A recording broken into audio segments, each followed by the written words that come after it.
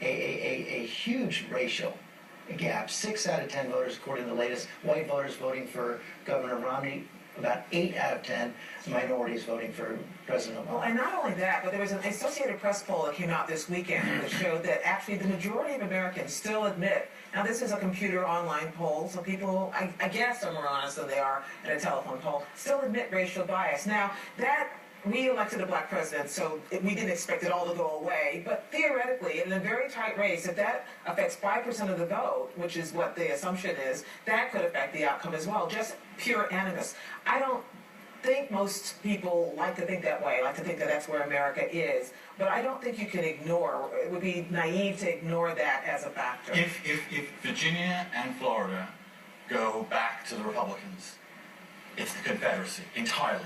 You put the map of the Civil War over this electoral map, you've got the Civil War. You're rolling your eyes, George. Right? Am I wrong? You are, and I'll say why. Democrats have been losing the white vote constantly since 1964, so that's not new. John Kerry lost the white vote. Here's what we're trying to talk about. 2008, Obama gets that many white votes. This time the polls indicate he may get this many. We're trying to explain this difference. Now, there are two possible explanations.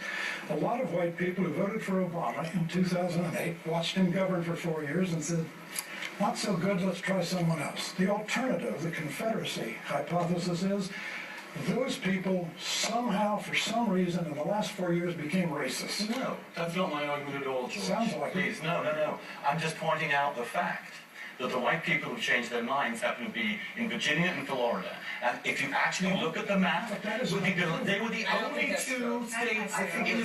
Let me just point out, they were the only. It's the southernization of the Republican Party.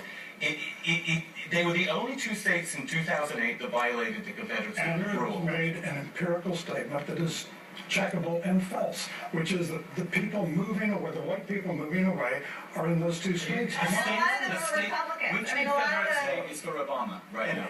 No, look, and one more time to test it. This could be Ohio because that's where President Obama is focusing on now. The white male vote in Ohio. We'll see if that holds up. We got to take a quick break.